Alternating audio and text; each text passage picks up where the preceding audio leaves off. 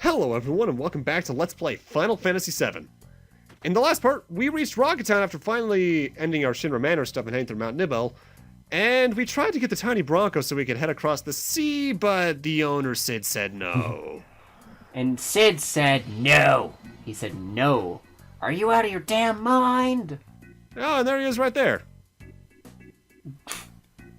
Whoa. Sid, no need to be so rude. I mean, you could just ask her nicely, like, get some tea, please. He's got some anger problems. Yeah. Yikes. I mean, I guess he has that rugged look in his profile picture for a reason, but... Sit your ass down and drink your goddamn tea. Yeah, that is a pretty famous line, though. So great. Potentially, would you say it's maybe the most famous line in the game? No. Oh, probably. Because every Final Fantasy has like those one or two lines that stick out to a lot of people in terms of just memorability. Like 9 has, ooh, soft. I wouldn't say that's the most popular one, but that's fine. That's one that everyone remembers. But now it's time for us to take a look at what happened with Sid. Shara was a mechanic on the Shinra 26, as with basically everyone else in town. However, she was very particular and very stubborn about checking this one tank very close to the launch. I love this version of Sid's theme. Yes. Like, I love... Isn't it called, like, it's called Sending a Dream to the Stars or something? Something to dream to space? Something along those lines. Obviously, at this point, the whole little pop-up thing I do is probably already come and gone at this point. Thank you, by the way, past me. Or future me, not past me. I'm sorry I called you past me. God. And, wow, yeah, this was very close to launch day. I love the look of this cockpit.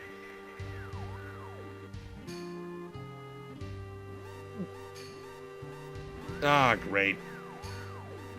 Mechanic's still in the engine. Oh, you can already see where this is going, can't you, people? Shara, come on, girl. No, Shara. But, Shara's going to stay in there and try and fix this issue right to the end of the launch. However, during launch, this room would get extraordinarily hot because those are essentially the oxygen tanks. That's where most of the heat would be radiated through because of that. When I was a kid, I used to think that this was like one of those tunnels that they have for rocket launches that like filter out the fire and the smoke elsewhere. And that's why it would kill her, the actual fire. But no, she would just basically boil alive. Yeah. And if she doesn't get out of there, she's gonna die. And Sid and Shara are, they have the hots. I honestly have been always a bit confused about Sid and Shara's relationship. Because obviously they have some sort of history beyond just this. But I would never say it as having the hots. More so, like, I think Shara even goes over this in a few moments. She feels so bad about causing his dream to get canceled that she just kind of stuck with him despite all of his shit. Because, yeah, at the last moments, Sid aborts launch.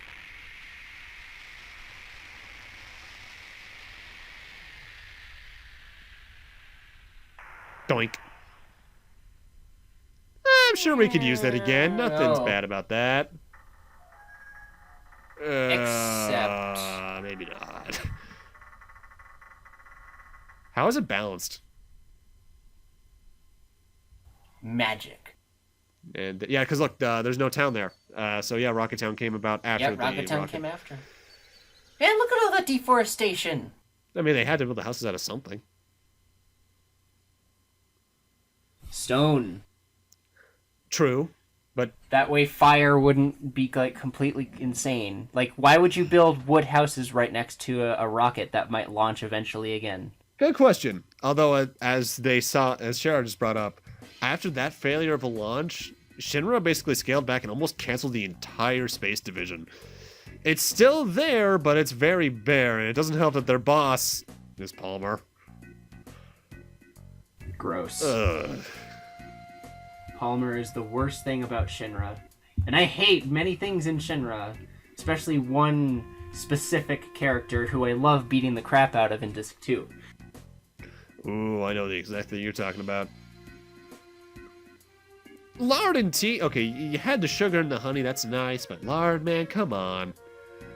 Ew. You gotta go for the bacon grease now. I've never thought of bacon grease in tea. It would probably taste disgusting. That's too salty. Yeah. Don't say fat, he says. Dang. I'm also surprised at just how non-reactive Palmer is to seeing us. But, to Sid's dismay, Rufus and co aren't here to get the space program booted back up. They want the Tiny Bronco to chase Sephiroth. Now, an issue I have with this is why? You have airships. We saw one back at Junon. You had those other ones, the Gelnikas. Why do... You have helicopters, too. Why do you need the Tiny Bronco? Kyle would be excellent at CinemaSins. I'm not putting in the ding sound effect. Damn it.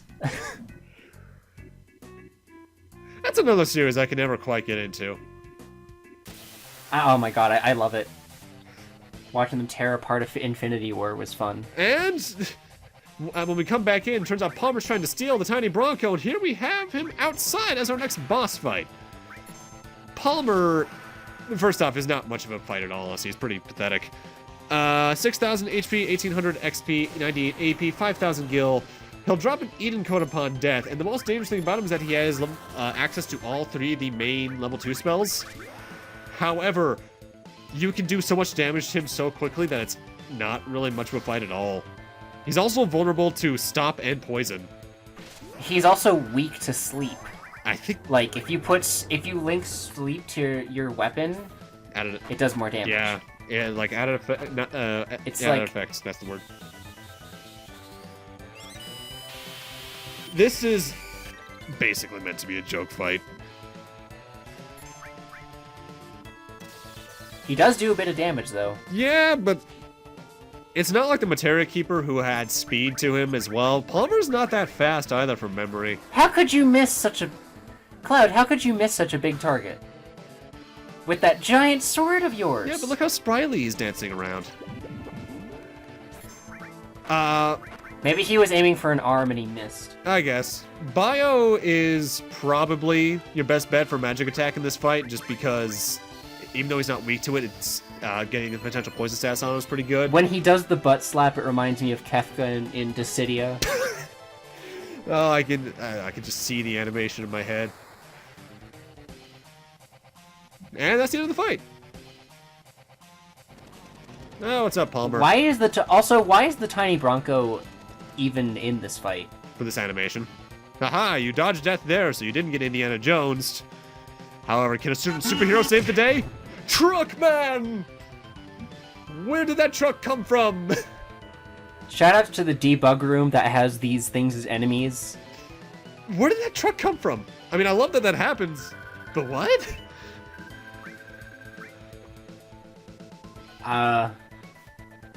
Oh yeah, they're fenced in. What the heck? Yeah.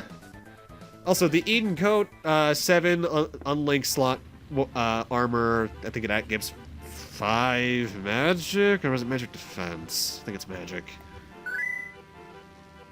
And thankfully, the Tiny Bronco is fenced in like that for a reason. Because of the placement of the propellers, it can take off like a helicopter. I love this music. I think I've said that every single part of this game so far, but goddamn, the soundtrack is so good. Oh. That's a bit of a dangerously low flying pattern. Also, those are some huge bullets. Yeah, how did a submachine gun... How is that machine gun shooting like that? And how did a single submachine gun bolt do that much damage to a plane like this? I would understand if there was more soldiers and they were like concentrating fire, or someone had some rocket launchers, but what? But we gotta make an emergency landing because that little shot did enough damage to ground the Bronco. Hold your drawers and don't piss at them. Yikes. Hold on, I said ground it. I said ground it, not splashdown. Oh, God! Oh, that was surprisingly gentle. And it doesn't sink. I always laugh a little bit when I hear the end of that song. It's just so silly. But the Bronco ain't gonna be flying anymore. Even if he could repair that damage, the engines are probably waterlogged too. So, Sid, what you gonna do now? Giving up on Shinra. Yeah, what about Shara? Ooh. Wife? Oh, ow. Yikes. Good thing she wasn't here to hear that. Well, we're gonna go that way. You wanna come with us? Yeah, Sid joined the party. With that, we have every party member in the game. Sid is the closest thing to a Dragoon in the game. He uses spears. I think his first level break is jump, isn't it? Mm-hmm. He's honestly probably top 3 characters for me to use in battle, because even though I don't think any of his stats are that spectacular, he's just overall just very nice. Yeah, Sid's my 4th favorite. If I've got a scale, it would probably be Cloud, Tifa, Red, not exactly in that order. And then 4th would be Sid, Barrett, Yuffie, Vincent, Kate, Sith. It's pretty agreeable. Or Catchy. At this point, though, the last thing we know we have to do is that Aerith tells us to look for information about the Temple of Ancients, which is where Sephiroth and Rufus would probably be heading next. But we do have access to the Tiny Bronco. Even though it can't fly, it can still skirt us around shallow waters. Essentially, where there's a light blue water like this, you can go across. And we have access, I think, basically to the entire of the 2 continents we have thus far through this thing. But we want to head over to this little house. Yeah, Rick came out of the way, but how you doing? Looking for a keystone? Yeah, what the hell's that? Key that unlocks the gate to an old temple somewhere. Ah, that sounds like a Temple of the Ancients thing. Well, we're gonna need that keystone, I guess. Okay, but where did the keystone go? Sold it already! To a guy made you tell him not a good idea to sell them. Dio. Of course. Well, we gotta go back to the gold saucer. Well, thankfully we're in good spirits with Dio now. Temple has the ultimate destruction magic in it. That doesn't sound good. It sounds powerful. I want to get that. Yes. Let's change the subject, though. Yeah, this guy's a weaponsmith. Everything we see here is built by him. And you might remember we got that mithril in that cave a few parts ago. If we give it to him, we can choose from either the small box, which I think is the thing on the bottom floor, or the top floor, and the large box on the bottom. We want to check the top small box right here, but it's very specific to grab, to get the Great Gospel. That is Aerith's level 4 limit break. And it's one of the most powerful in the game, even though it doesn't do damage. It's essentially a combination. It's just a mega elixir. That's all it is. It's a combination of her 2 level 3 limit breaks. It's a mega elixir that gives you the peerless status effect, which is the thing Sephiroth had in the flashback, where basically nothing can do damage to you. We'll be showing that off later on. In fact, I think in between this part and the next part, I want to say I grind up her limit breaks to max just to show that off. What's in the large box? I forget, honestly. At this point, though, I'm just going to jump cut us back into the gold saucer, because at this point, I need to make sure my setup's correct, because we're in the battle square for a reason, and this is what Cloud's looking like. Where again, we need to do some battle square stuff coming up.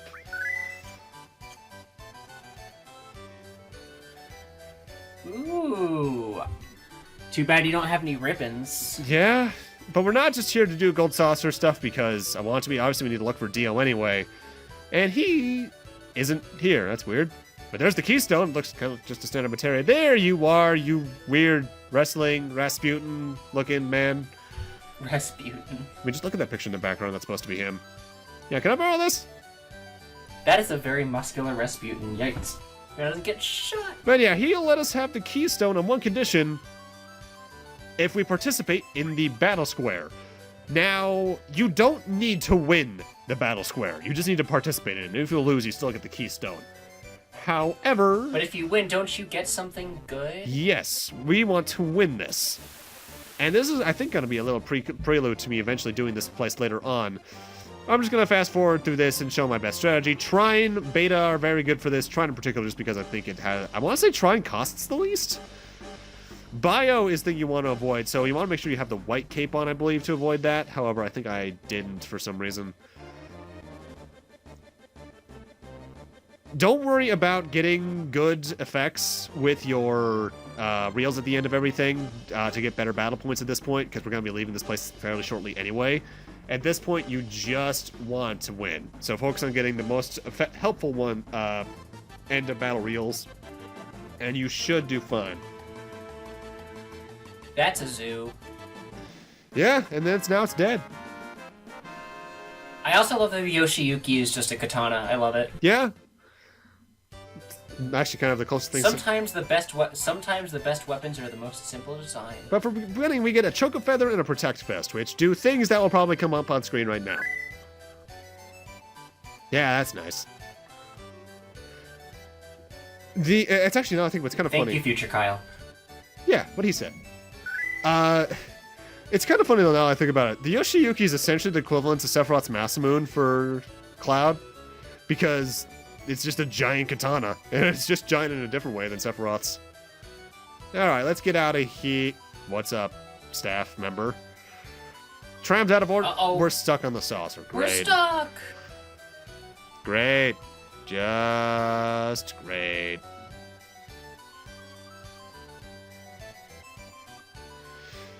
Well, I guess it happens, and it has to happen to someone. So, thankfully, since Ketchi worked here for a bit, he has a contact, so we can at least stay in the inn for free.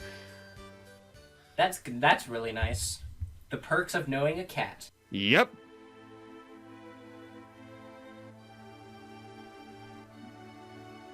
Yeah, we don't usually get to see everyone together like this, do we?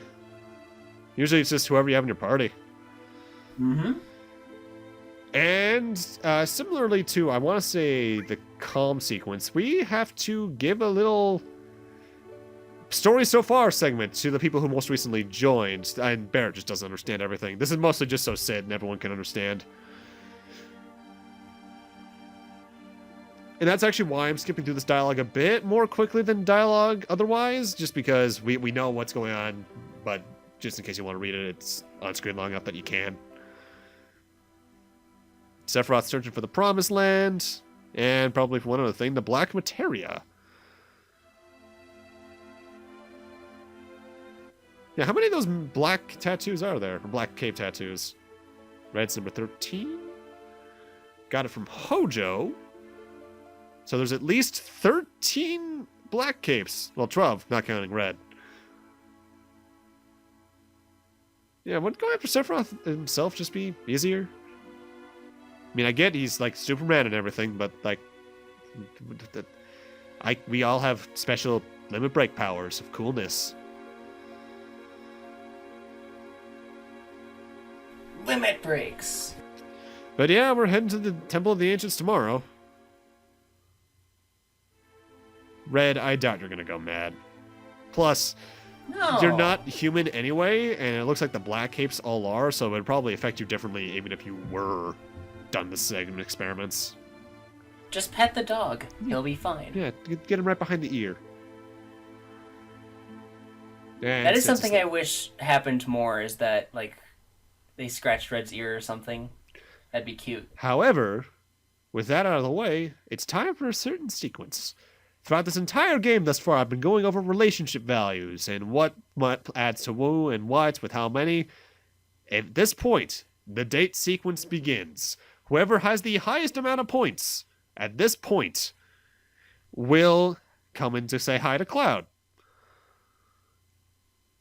I can't wait to see how you do this, because this was super entertaining for me when I first did it. Now, the date sequence, no matter who you get, is going to play out roughly the same. You're going to go to the event square over to the left first, and then you're going to go into the, I think it's the round square where the gondola is. However, every character has their own unique dialogue and such. I'll be going a bit into detail about how I'm going to go about this in a few moments, though, because this event square thing is just weird, because we are the 100th couple, so we get to participate in what's going on here. I hope Cloud refined his acting skills. Yes. By the way, I should mention, I believe I mentioned this earlier, but when it comes to relationship values, Princess Rosa. if there is a tie in the values, the game chooses based on priority. If, say, Aerith and Tifa are tied, Aerith will be picked. If Tifa and Yuffie are tied, Tifa will be picked. If Yuffie and Barrett are tied, then Yuffie will get picked. Barrett has the lowest priority out of everyone. Talk to the king? That's Okay. That's weird. What happens when Princess Rosa is actually Barrett? Well, that's the thing. If you're with Barrett, you actually don't get to see this scene at all. Huh. I'll talk to the wizard, or the knight. Yeah, how can you help us? Defeat the king, please. He's a tyrannical overlord. He's ruled for too long. He needs to be stopped. I love how they abbreviated his name called EDK. That's awesome. Yeah, that's just fun. Valvados? Hang on a second. It's called Valvados. There's actually an enemy later on that's called Valvados, which is very interestingly. Yeah, kill the king. Come on, man. Wasn't Valvados the name of the villain in that King's Knight game on the NES? Ow! Oh, God. Ow. My face. Oh, my God. Oh my goodness! Now, you can play that play as it's supposed to, but honestly, it's just funny to screw it up. However, that's also the only time we're seeing it. The other choices I'm going to leave for you to see. With every other character, I'm going to be skipping that and just heading straight to the gondola scene. I've always done it. I've always done it properly. I actually kissed the evil Dragon King once. That was funny. Oh my god, I love it when that shit happens. For the most part, though, the dialogue changes in the play scene are mostly unsubstantial.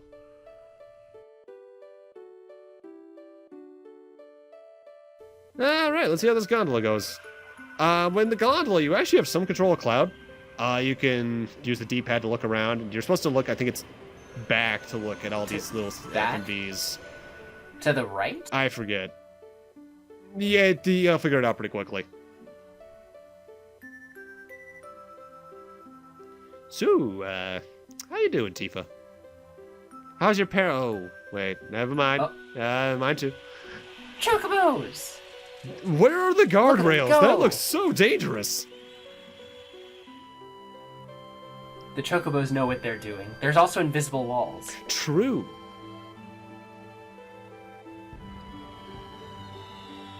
Hey, that's a bit close to the rail there, guys. Whoa. Oh, God.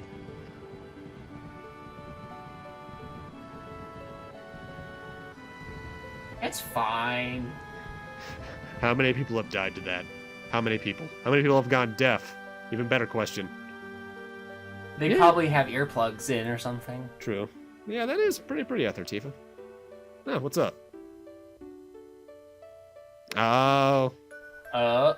We know what she's talking about, but Cloud's a dumbass.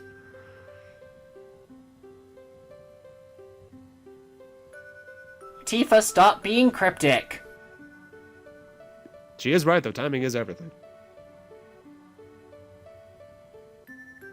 Yeah, what's up?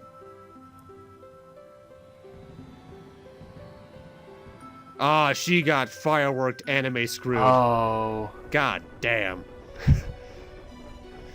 Even back in the 90s, anime was still doing that shit. You know, I was really hoping you'd put in some kind of joke there, but...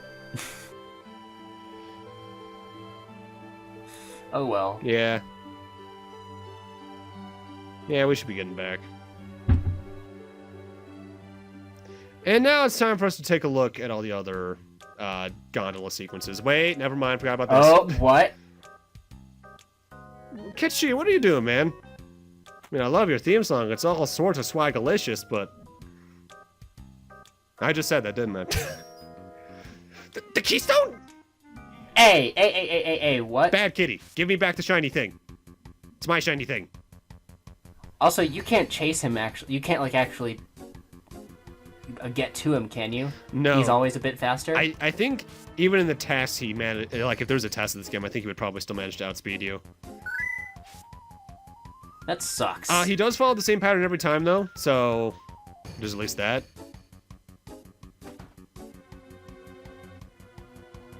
Hey, get back here. I'll try to smart you. I'll go off from this direction. No, you get back here. Helicopter. Son? What? Catchy. You got Traitor some cat. splaining to do, boy. Alright. What the hell, man? You're a spy. Great. I couldn't help it. Aww. How about we continue if nothing happened? You just stole the Keystone and gave it to our biggest enemy. Body's just a toy. Oh, so it's a robot. Great. Can't tell us your name? Oh, why not? It's not like we're gonna go in there and teach you a lesson. And,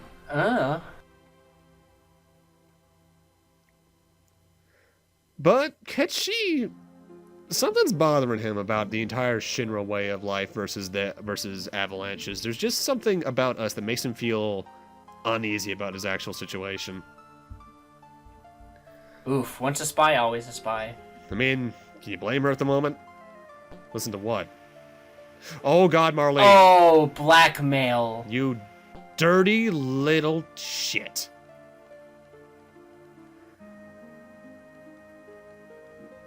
I guess we have no choice. Great. Can we please get the strongest enemy in the game to literally obliterate this cat? This is another reason why I hated Kate Sith. This moment right here made me not ever want to use him. Yeah, I imagine a lot of people probably had that happen when they played the game for the first time.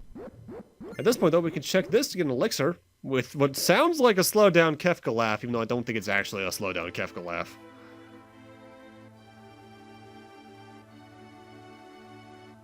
Head east of here, head east towards the sea to get to the Temple of Ancients. Okay, then. You should probably go west, because he's a lying cheat. I mean, he wants us to get there anyway, so we're gonna have to. But at this point, Cloud and Aerith are locked into your party, and you need to make a third choice all on your own. I in particular are gonna be bringing Sid for right now, but honestly, anyone you bring in is a good idea. Except maybe Ketchi. Red! Yep. Dog! Red is really good. I've brought in Sid, I think, the most over the years. Barrett's pretty good, and so is Tifa. And at this point, I'm going to go into the battle square for real. Because I want to get... Championship belt! I want to get some particular items there. I forget exactly what, though. In fact, why did I leave that in there? Did I just get the championship belt, maybe? I forget. At this point, though, we're going to take a look at all the other dates, starting off with Yuffie. I'm only showing, as I mentioned earlier, the scenes that are completely unique to the character. So this introduction scene, I think the very end, and the gondola. For the sake of time, I'm going to be skipping the event square play, because the dialogue doesn't change all too much. I do admit, though, it is entertaining seeing Aerith go all... Oh! and Yuffie go all...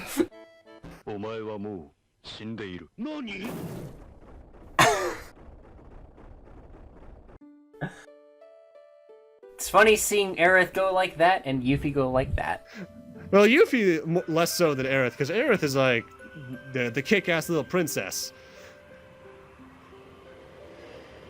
And yeah, the FMVs are the exact same. I forget if I show these little FMVs for every single time we go through the gondola, because we're going through the sequence 4 times just to get all the unique dialogue at the end of it. This is not much of a date. You're just... Cloud's just kind of staring at her butt, honestly. And I should note, I think we're here for the rest of the part. Really, when it comes to dating mechanics, it doesn't matter at the end of the day who you choose, because it's not like you get a unique item for whoever you date at that point in time, like a unique weapon for them or for Cloud or something. It's just for flavor text, really. And while I do love these sequences, I think each of them show quite a bit about each of the characters you can go on the sequence with. It's just one of those things you want to experiment with, really. Like, I imagine most people who like have 7 as their favorite game of all time have probably set out to, or are setting out to, at least get every single one of these scenes at least once. And admittedly, it is a unique challenge going for like Barrett. Whoa. Whoa. Girl, you're 5 years younger than me. She went straight for it. Yeah. You're 16. I'm 21. There are several reasons this cannot work out.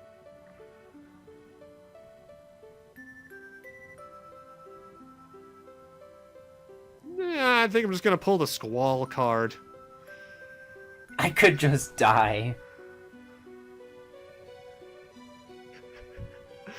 Yuffie's might be the one they play the most for laughs. I forgot about that line. Oh my god.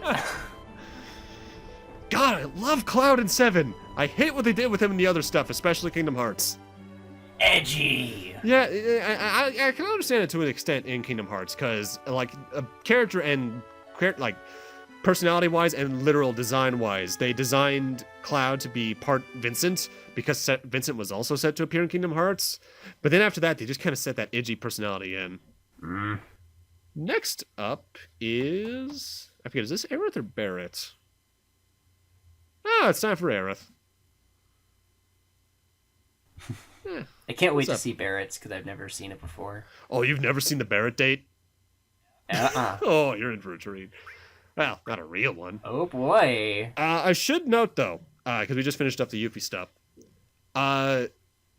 There is a side quest you can do the moment you get access to a Tiny Bronco by going to the island. I think it's in the west of the continent we're on right now.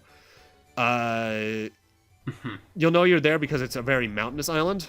And if you do the side quest that's there, you get the last relationship value boost in the game, which is 10 points to Yuffie. So if you want to get the Yuffie scene, I recommend going through that side quest first. Oh. We're not going to be doing that until I think next part, but if you want her scene, do that before this. So, like, is this just for fun, or what? I never understood the whole point of this date mechanic thing. It's just for fun. Obviously, you get some further character traits, like you learn that Yuffie, if you do her scene, has a little bit of a crush on Cloud, despite that humongous age gap, really. And we get some nice dialogue with Tifa about her being conflicted about her feelings and such. Aerith is probably the one most people are going to have happen on the first playthrough, though. Just because the points are so skewed towards her. And I think in canon, it is the scene that does happen. Don't quote me on that, even though it's honestly very likely, because they love Cloud Aerith. Yeah. Also, something you can only really see in these scenes. And if you come into the gondola outside the scene, because you can come onto the gondola outside the scene with any character, and they all have their own little sitting position. The top of the gold saucer is a giant golden statue of Dio. Like, you can see it just there on the top. Aerith probably has the most character to her text here, though. Deep. Because she wants to meet us, which is a bit confusing because we're right here, but... we know what she means. She wants to meet the us that we don't show to anyone. That's cute. That's really cute. And, actually, very, I guess cinematically correct for, Aerith's to be the one that happens. Yeah. I actually had a bit of a conflict with myself. No, that's not it, Aerith. Yeah, we better get going. What was I about to say? I ran into a bit of a conundrum with myself editing-wise. Did I want to end off on Aerith just for the appropriateness? Or did I want to do what I did and ended up doing and end up with Barrett? Hey, bro, how you doing? Bros before hoes. Let's go. Yeah, man, what? Just the two of us? I mean, I guess now that I think about it, Barrett and Cloud don't have too many scenes of just them talking, do they? Usually whenever Barrett talks about himself, he's talking to everyone. Yeah, let's go see the event square with him. This could be fun.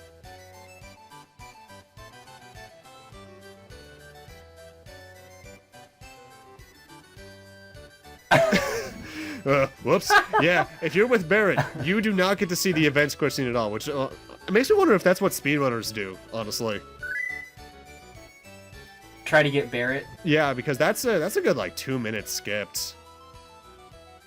Yeah, we're just gonna get on. It's hard to get the points to be in Barrett's favor, though. True, because he does have the lowest.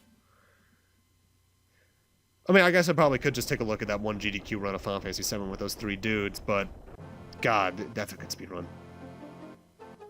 So, how's Marlene?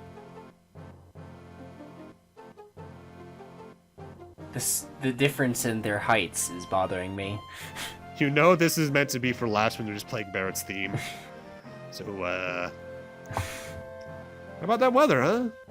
Local sports team? How about what's the next what's the next thing in our plans for Mako Reactor Blowy Uppy fun? Can that be our next date? How about the fact that both of our hometowns are burned down? That's more than not many people can say Common that. ground. Yeah. I think there's a real friendship here, Barrett, but we haven't had enough time to talk about it.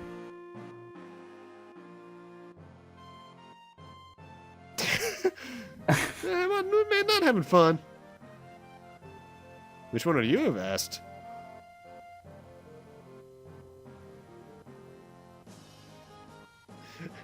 It makes me wonder if this scene is if that scene's there just to be towards the developers. If people accidentally got the Barrett scene. Whoa. I do like Barrett's dialogue here though, because we already can tell, but he really does care about Marlene, especially now that we know for a fact that Dine's gone.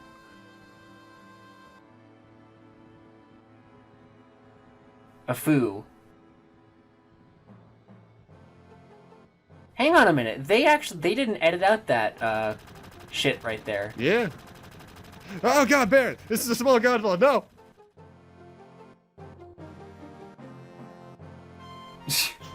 Yeah, the Barrett scene's just a bunch of fun. Well, that was something.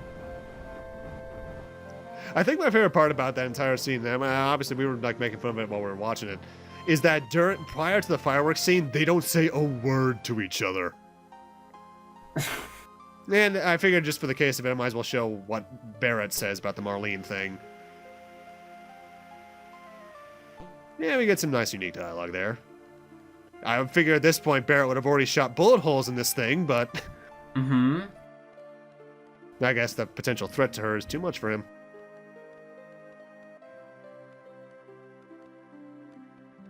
Really though, with that's the entirety of the gold saucer date sequence fulfilled. Thankfully, that means I don't ever have to open up that page again for this LP, because I've had that page bookmarked for this entire time to get those numbers right. Just to get it done. Ugh. But with that and a bunch of fun little dialogue out of the way, we're going to need to end this off here. Thank you guys for watching. And in part 17, we're going to be heading off to do that one little key side quest I talked about that you could get 10 extra points for Yuffie with. Ooh, before, fun. I think we head off to go do plot after that. I think we might not leave that side quest, actually, next part. I forget. I don't know. Either way, see you guys then. Bye-bye.